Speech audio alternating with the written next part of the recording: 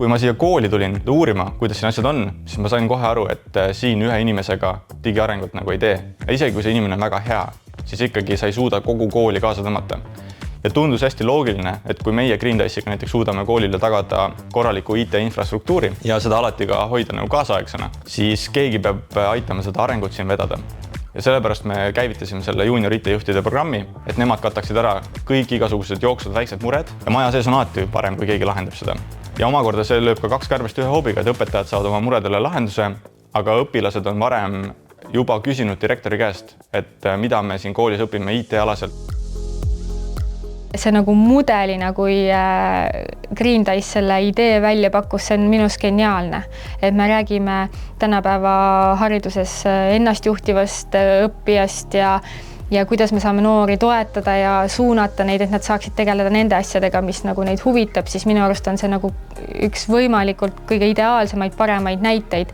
Et mind huvitab IT, mulle luuakse mingisugune võimalus, ma saan teisipidi, et õpetaja õpetab mind, panustab minusse, aga mina saan nagu panustada tegelikkuses ka sellesse, et olla õpetajatele toeks. Nii kurb, kui see ei ole, siis ega need väiksed piirkonnad ja maapiirkonnad on olnud taandarengus väga pikalt ja kes seda ei usu, siis võib neid piirkondi külastada, uurida, vaadata rahvaarvu. See kõik on kahanev ja arvatavasti vähemalt mina ei tea praegu ühtegi paremat valikut, kus seda piirkonna arengut kiirendada.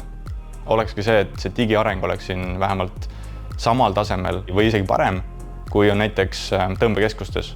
Koolis me üldiselt muidu ikkagi ju keskendume õppetööle ja see arvuti ja IT-maailm on nagu tugi sellele ja meil põhirõhk selle peale tegelikult ju ei lähe. Ja see Green Dice'i abi siinkohal siis nii seadmete kui ka digitoe ja kogu süsteemi väljaehitamise näol on olnud märkimisväärne. Need näod, kuidas noored võtsid Green Dice'i omaks, nende muidugi laste jaoks on ju sees, me saame ägedad arvutid, aga tegelikkuses, et mis võimalused see veel neile andis, et seda ka nagu teadvustati neile.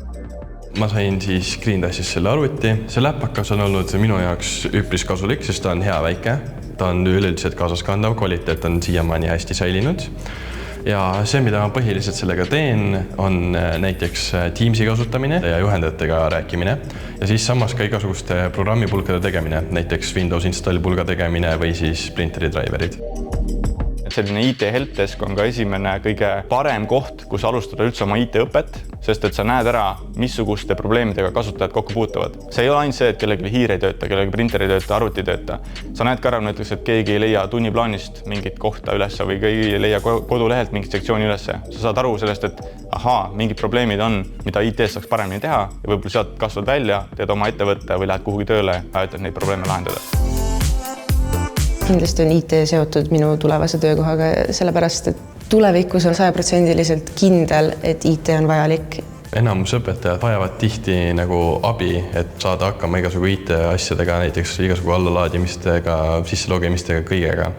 Nii et siis tekibki nagu see tunne, et nagu tahaks ise ka neid aidata. Nad saavad enda huve rakendada ka väljaspool kodu. Kui noor on ikkagi IT-alalist väga huvitatud, siis ta saab näidata, mida ta oskab, samas ka areneda edasi ja teiselt poolt ikkagi see tunne, et kui ma saan minna oma õpetajat aitama, on kindlasti päris võimas tunne, et õpetaja, kes muidu mind õpetab ja mind aitab, aga nüüd saan mina olla see, et see ilmselt tekitabki sellise koostöömomendi koolikeskkonnas päris suure.